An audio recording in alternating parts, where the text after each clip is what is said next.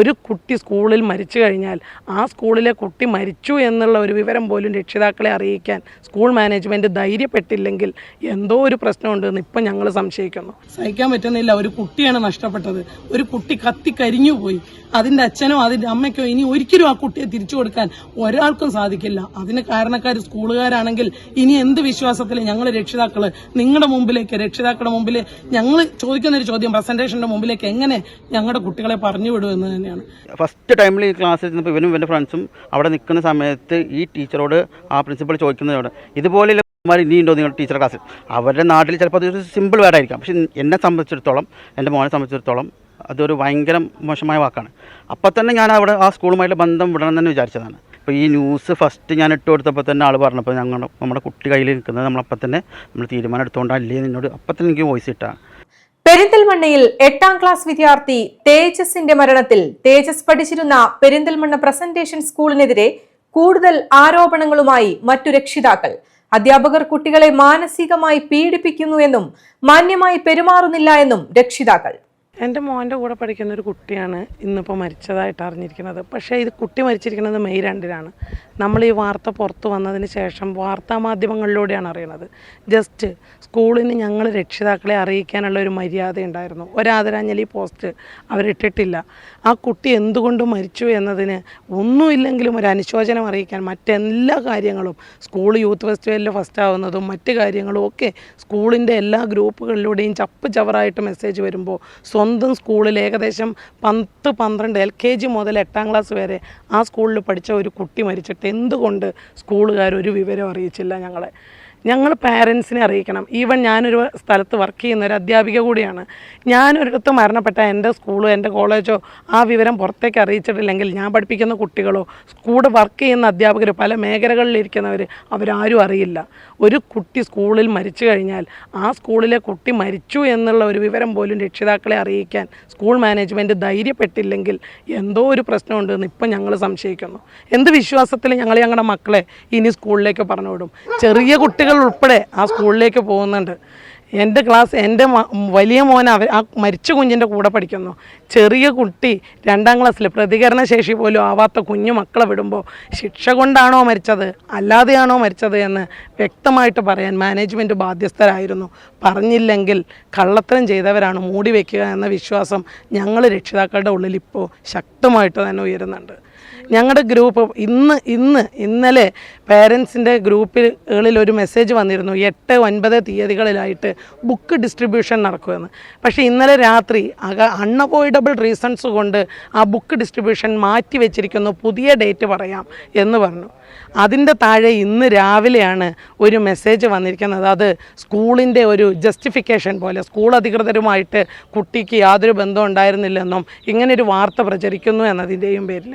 പക്ഷേ ഇത്രയും കാലം മെയ് 2-ന് റിസൾട്ട് വരുന്ന ദിവസം രാവിലെ മരിച്ച കുട്ടിക്ക് മെയ് 2 മുതൽ ഇത്ര ദിവസം സ്കൂൾ അധികൃതർ ഉറങ്ങിക്കിടക്കുകയായിരുന്നു എന്നൊരു ചോദ്യമാണ് എനിക്ക് ആദ്യം ചോദിക്കാനുള്ളത്. ഒട്ട തെറ്റ് കുട്ടിയുടെ ആൻസർ പേപ്പറിൽ റെഡിങ്ങിൽ എഴുതി വെച്ചിട്ട് സെക്കൻഡ് ടൈമിൽ ഒരു ക്വസ്റ്റ്യൻ്റെ ആൻസറിന്, കുട്ടി എഴുതിയ ക്വസ്റ്റ്യൻ്റെ ആൻസറിന് മാർക്ക് കൊടുക്കാതിരുന്ന ഒരു സംഭവം. കുട്ടി എഴുതിയ ആൻസറിന് പകുതി മാർക്കെങ്കിലും കൊടുക്കാൻ അർഹതയുണ്ട്, പകുതിയിൽ കൂടുതൽ കൊടുക്കാം, ടെക്സ്റ്റ് ബുക്ക് ബേസിലാണ്. പക്ഷേ ആ മാർക്ക് കൊടുക്കാതെ ടീച്ചർ വളരെ പൊട്ടത്തെറ്റാണ് അതിനെഴുതിയത്. മലയാളി ഇന്ന് അനുഭവിക്കുന്ന, അതായത് മലയാളി നേരിടുന്ന, മലയാളിയുടെ മുന്നിലുള്ള ദൂഷ്യഫലങ്ങൾ, ദൂഷ്യ സ്വഭാവങ്ങൾ, മലയാളിയുടെ ദൂഷ്യ സ്വഭാവങ്ങൾ എന്തൊക്കെയാണെന്നാണ് കുട്ടി എഴുതിയത്. ഭക്ഷണത്തിനോടുള്ള അമിത പ്രിയമൊക്കെ, അമിത ആഹാരപ്രിയ, അതാണ് ആ ടെക്സ്റ്റ് ബുക്ക് ബേസിലെ കണ്ടന്റ്. കുട്ടി അതാണ് എഴുതിയിരിക്കുന്നത്. പക്ഷേ ഈ ടീച്ചർ സൈഡിൽ എഴുതിയത് തൊഴിലില്ലായ്മയാണ് മലയാളിയുടെ ദൂഷ്യ സ്വഭാവം എന്നാണ്. തൊഴിലില്ലായ്മ മലയാളിയുടെ ദൂഷ്യ സ്വഭാവമാണോ? അത്ര വിവരം കെട്ട ടീച്ചേഴ്സാണോ പ്രസന്റേഷൻ ഇംഗ്ലീഷ് മീഡിയം സ്കൂളിൽ ഇപ്പൊ പഠിപ്പിച്ചുകൊണ്ടിരിക്കുന്നത്? അത്രയ്ക്ക് വിവരമില്ലാത്ത അധ്യാപകര്. ഇതിനെതിരെ ചോദ്യം ചെയ്യാൻ പോലും രക്ഷിതാക്കൾ തയ്യാറാവുന്നില്ല. ഇത് ചോദ്യം ചെയ്യാതെ അമർച്ച ചെയ്യപ്പെടുന്ന ഒരു സാഹചര്യം സഹിക്കാൻ പറ്റുന്നില്ല. ഒരു കുട്ടിയാണ് നഷ്ടപ്പെട്ടത്. ഒരു കുട്ടി കത്തിക്കരിഞ്ഞു പോയി. അതിന്റെ അച്ഛനോ അതിന്റെ അമ്മയ്ക്കോ ഇനി ഒരിക്കലും ആ കുട്ടിയെ തിരിച്ചു കൊടുക്കാൻ ഒരാൾക്കും സാധിക്കില്ല. അതിന് കാരണക്കാർ സ്കൂളുകാരാണെങ്കിൽ ഇനി എന്ത് വിശ്വാസത്തിൽ ഞങ്ങൾ രക്ഷിതാക്കൾ നിങ്ങളുടെ മുമ്പിലേക്ക്, രക്ഷിതാക്കളുടെ മുമ്പിൽ ഞങ്ങൾ ചോദിക്കുന്നൊരു ചോദ്യം, പ്രസന്റേഷന്റെ മുമ്പിലേക്ക് എങ്ങനെ ഞങ്ങളുടെ കുട്ടികളെ പറഞ്ഞു വിടുമെന്ന് തന്നെയാണ്. കഴിയുന്നില്ല ഓർക്കാൻ പോലും. ഒരു കുഞ്ഞാണ് മരണപ്പെട്ടത്. സഹിക്കുന്നില്ല. കൂടുതലൊന്നും പറയാൻ കഴിയുന്നില്ല. മോന് ഇതുമായി വിഷയമായിട്ട് എന്തെങ്കിലും പറഞ്ഞിട്ടുണ്ടായിരുന്നു വീട്ടിൽ? ഈ വിഷയമായിട്ടെന്ന് പറഞ്ഞാൽ ആ കുട്ടിയുടെ കൂടെ LKG മുതൽ 6ാം ക്ലാസ് വരെ ഒരേ ക്ലാസ്സിൽ പഠിച്ച കുട്ടികളാണ് അവര്. അങ്ങനെ പഠിച്ചിരുന്ന സമയത്ത് ആ കുട്ടി നിശബ്ദനും പാവവും ഒക്കെയാണ്. ആ കുട്ടിയെ കുറിച്ച് മോശമായിട്ട് ഒരഭിപ്രായവും ഇപ്പോഴും അവന് പറയാനില്ല. കുട്ടി പാവം കുട്ടിയാണെന്നാ പറയണത്. ഈ കുട്ടി ഇങ്ങനെ ഒരു തെറ്റ് ചെയ്യില്ലല്ലോ അമ്മ, എങ്ങനെ അവനത് മരിച്ചുപോയേ, അവൻ എന്തിനാ അത് ചെയ്തതെന്നൊക്കെയാണ് എന്റെ മോൻ പ്രതികരിക്കുന്നത്. അവന് മീഡിയയുടെ മുമ്പിൽ പോയിട്ട് 2-3 ദിവസം അവൻ പച്ചവെള്ളം കുടിച്ചിട്ടില്ല. അത്ര പോലും അവന് തലവെക്കാൻ വയ്യായിരുന്നു. അത്രമാത്രം അവര് മാനസികമായിട്ട് ഡെസ്പായി. സ്കൂളിനെ അവർ പേടിക്കുന്നു. ഇപ്പോൾ എങ്ങനെ ഞങ്ങൾ ഇനി ആ സ്കൂളിലേക്ക് പോകുമെന്ന് ചോദിക്കുന്ന മക്കളാണ്. നമുക്ക് പ്രൊട്ടക്ഷൻ കിട്ടിയേ പറ്റൂ. നമുക്ക് അറിയണം, നമ്മൾ ഈ ഭാഗത്ത് നിന്ന് ടീച്ചേഴ്സിന്റെ ഭാഗത്ത് നിന്ന് ഒരു ഹരാസ്മെന്റ് ഉണ്ടായിട്ടുണ്ടെങ്കിൽ തീർച്ചയായിട്ടും അത് അറിഞ്ഞിരിക്കണം. അതിനുവേണ്ട നടപടികൾ സ്വീകരിക്കാൻ മാനേജ്മെന്റ് തയ്യാറാവണം. അത് തയ്യാറായേ പറ്റൂ. എനിക്ക് ഒരു 2-3 പ്രാവശ്യമായിട്ട് കണ്ടിന്യൂസ് ആയിട്ട് സെയിം ഒരേ ടീച്ചർ തന്നെ ഇങ്ങനെ വന്ന് ഒരേ ടീച്ചറെ കുറിച്ച് തന്നെ മോൻ ഇങ്ങനെ പറഞ്ഞു. അപ്പോൾ ഞാൻ ഇങ്ങനെ ഒരേ ടീച്ചർ തന്നെ വന്ന് ഒരേ ടീച്ചർ തന്നെയാണ് ഇഷ്യൂ ഉണ്ടാക്കിയെന്ന് പറഞ്ഞപ്പോൾ ഞാൻ സ്കൂളിലേക്ക് ചെന്നു.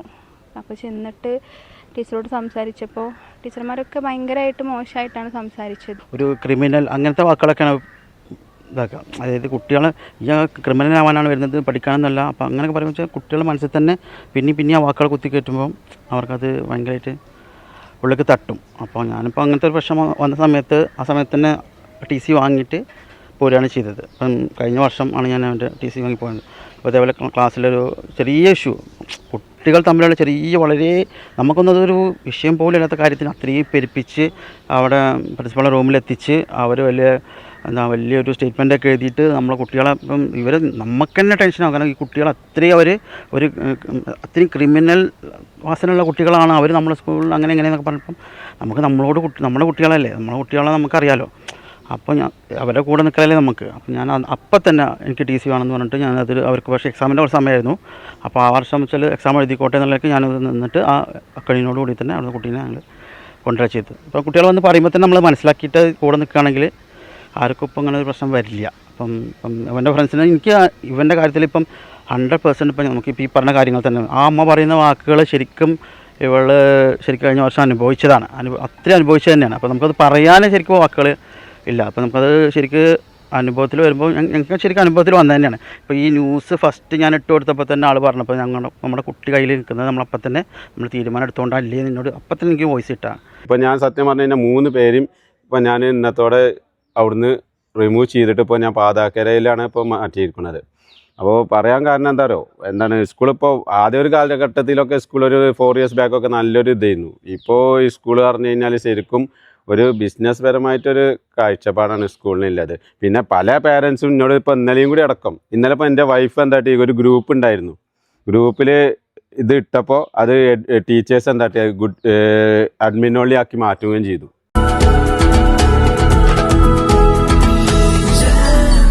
Jam June Hypermarket, exceeding expectations.